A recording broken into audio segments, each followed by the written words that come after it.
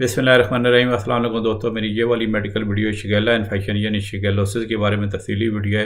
ये बेसिकली आपकी आंतों का इन्फेक्शन है, जो है ना एक ग्रुप ऑफ बैक्टीरिया हैं जिनको शिगेल्ला हम कहते हैं, उसकी वजह से जो है ना ये होता है। जो इसके मेन साइन ये हैं कि जो है ना इंसान को डायरिया हो सकता है और उसमें आमतौर पर खून भी आ सकता है। शिगेल्ला बड़ा कंटेजियस इन्फेक्शन है, यानी एक से दूसरे को जो ना ये फौरी लग सकता है। और आमतौर पे जो लोग इसका शिकार होते हैं वो ये है कि शिगेल्ला के जो बैक्टीरिया वो स्वेलो कर लेते हैं, ठीक है, जो है मतलब किसी दूसरे इन्फेक्टेड पर्सन के स्टूल से। ये इस तरह मिसाल के तौर पे हो सकता है ना कि जैसे कोई चाइल्ड केयर सेटिंग है जिसमें जो स्टाफ मेंबर्स हैं वो अपने हाथ अगर सही तरह ना धोएं, यानी कि बच्चों के अगर डायपर वो चेंज करवाते वक्त या फिर जो है ना जो टॉयलेट ट्रेनिंग कर रहे होते हैं जो बच्चों को, तो अगर वो अपने हाथ सही तरह ना धोएं तो अगर ऐसे बच्चे को किसी को शिगेल्ला है तो वो जो है ना वो दूसरे को पास ऑन कर सकते हैं, ठीक है। और फिर ये कि इन्फेक्टेड फूड अगर हो तो उसकी तरह उसके ज़रिए भी शिगेल्ला ट्रांसमिट हो सकता है, या फिर आपने कोई कंटेमिनेटेड वाटर जो है ना वो पी लिया है, या फिर आपने किसी अनसेफ वाटर में स्विमिंग की है, तब भी आपको ये हो सकता है।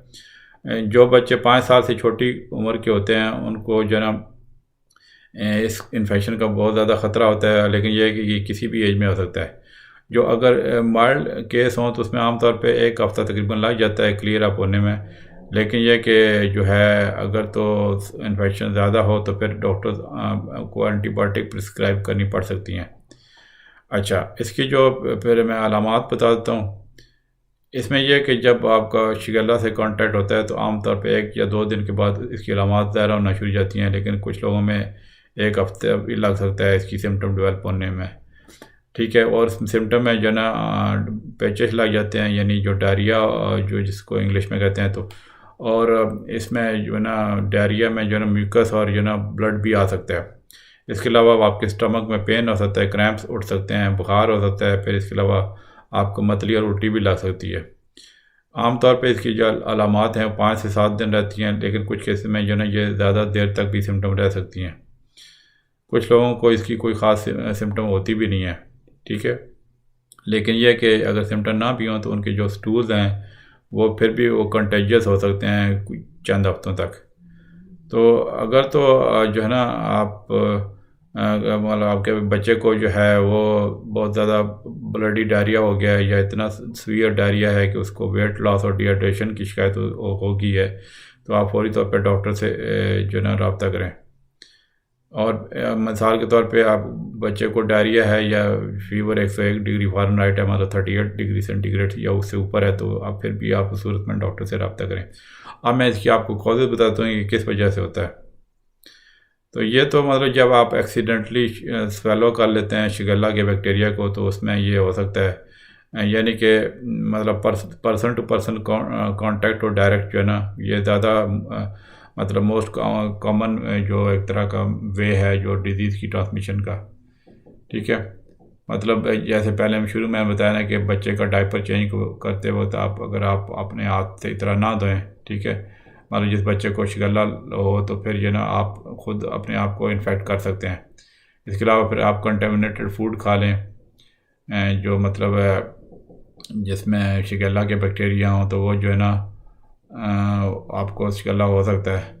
फिर यह कि ऐसी जो मतलब है फूड्स हैं जो ऐसे जो ना एरिया में मतलब ग्रो कर रही हैं, मतलब ऐसे फील्ड में यहाँ पे सीवेज पास होता है तो सीवेज का पानी चला जाता है, तो उसके ज़रिए भी आपको शिगेल्ला का इन्फेक्शन का चांस लग सकता है।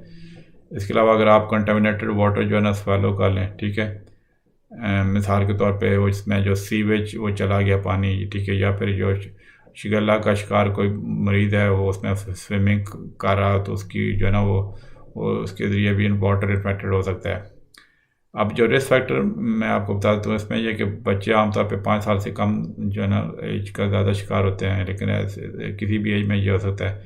फिर यह है कि जो ग्रुप हाउसिंग में लोग रहते हैं या ग्रुप एक्टिविटी में लोग रहते हैं, मतलब क्लोज कॉन्टैक्ट जिनके हों, तो वो एक से दूसरे को भी ये बैक्टीरिया ट्रांसमिट हो सकता है।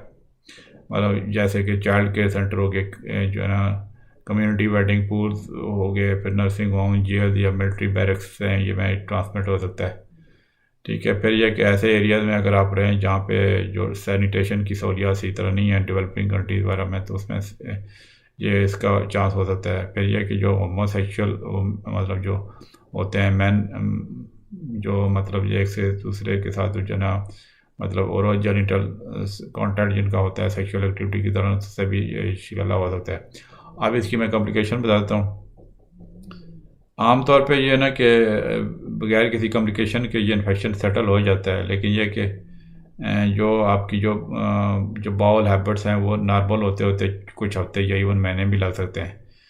अब इसकी मैं कॉम्प्लिकेशन जो है ना मैं बता दे सकता हूँ, ये कि ज़रा डिहाइड्रेशन हो सकती है अगर बार बार आपको डायरिया है, ठीक है, जिसमें आपको फिर चक्कर आ सकते हैं। इसके अलावा फिर बच्चों में जो उनको टीयर्स नहीं आते, उनकी आइज़ जो है ना संकन हो जाती हैं, फिर डायपर्स उनके ड्राई होते हैं, ठीक है,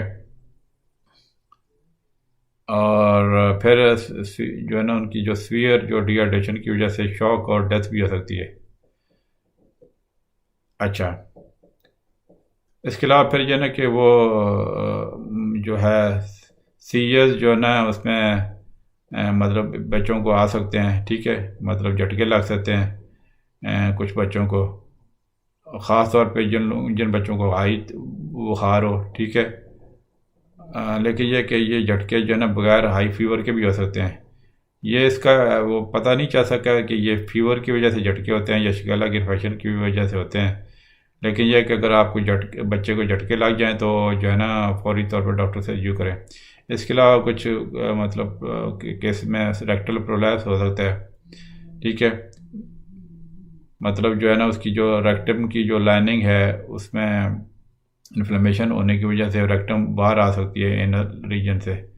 इसके अलावा फिर एक ख़तरनाक कॉम्प्लिकेशन होती है जिसको हम कहते हैं हीमोलिटिक यूरेमिक सिंड्रोम। ये बेसिकली रेयर होती है, लेकिन ये कि आमतौर पे वैसे ये ई कोलाई एक और बैक्टीरिया होता है उससे होती है, लेकिन ये शिगल्ला से भी हो सकती है। इसमें यह होता है कि आपका जो रेड ब्लड काउंट जो है ना वो लो हो जाता है, जिसको हम हीमोलिटिक एनीमिया कहते हैं, प्लेटलेट काउंट लो हो सकते हैं जिसको थ्रोम्बोसाइटोपेनिया कहते हैं, और एक्यूट किडनी फेलियर हो सकता है। फिर इसकी एक और ख़तरनाक कॉम्प्लिकेशन है टॉक्सिक मेगाकोलन। ये भी रेयर होती है, लेकिन ये जिसमें इसमें कोलन आपकी जो है ना मतलब बड़ी आंत पैरालाइज हो जाती है, और जिसकी वजह से बाउल मूवमेंट और नहीं होती और गैस नहीं पास होती, ठीक है, और इसके मतलब जो है ना ज़ाहिर स्टमक पेन होगा इस सूरत में, फिर स्वेलिंग हो सकती है आपको, फिर फीवर और वीकनेस हो सकती है। अगर तो टॉक्सिक मेगाकोलन की इमरजेंसी ट्रीटमेंट ना की जाए तो कोलन रप्चर हो सकती है, जिसकी वजह से पेरिटोनाइटिस हो सकता है, जो बहुत एक लाइफ थ्रेटनिंग एंड इन्फेक्शन है जिसकी एमरजेंसी सर्जरी चाहिए होती है। फिर एक और कॉम्प्लिकेशन है जिसको हम कहते हैं रिएक्टिव आर्थराइटिस। ये जो है इन्फेक्शन के रिस्पॉन्स के बाद मतलब एक तरह का ये स्प्रेड हो सकता है, जिसमें जॉइंट पेन और इन्फ्लेमेशन हो सकती है। आमतौर पे जो आपके एंकल जॉइंट होते हैं, नीज में, फीट में, हिप्स में हो सकती है पेन, ठीक है। इसके अलावा आपके जो ना आँखों में मतलब रेडनेस हो सकती है, इचिंग हो सकती है, डिस्चार्ज हो सकता है जिसको हम कंजक्टिवाइटिस कहते हैं। फिर यह कि यूरिनेशन पेनफुल हो सकती है, मतलब यूरिथ्राइटिस जिसको कहते हैं।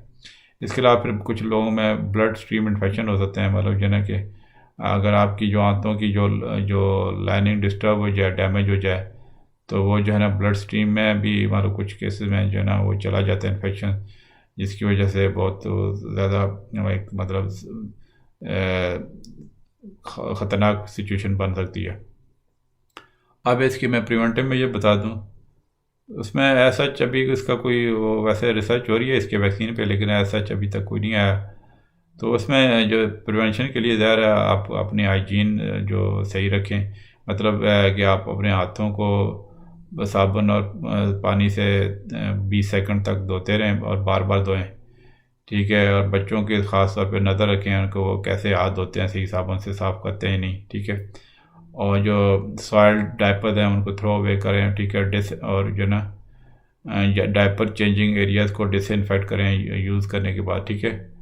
और अगर तो आपको डायरिया है तो आप दूसरों के लिए खाना ना बनाएं। और इसके अलावा फिर यह कि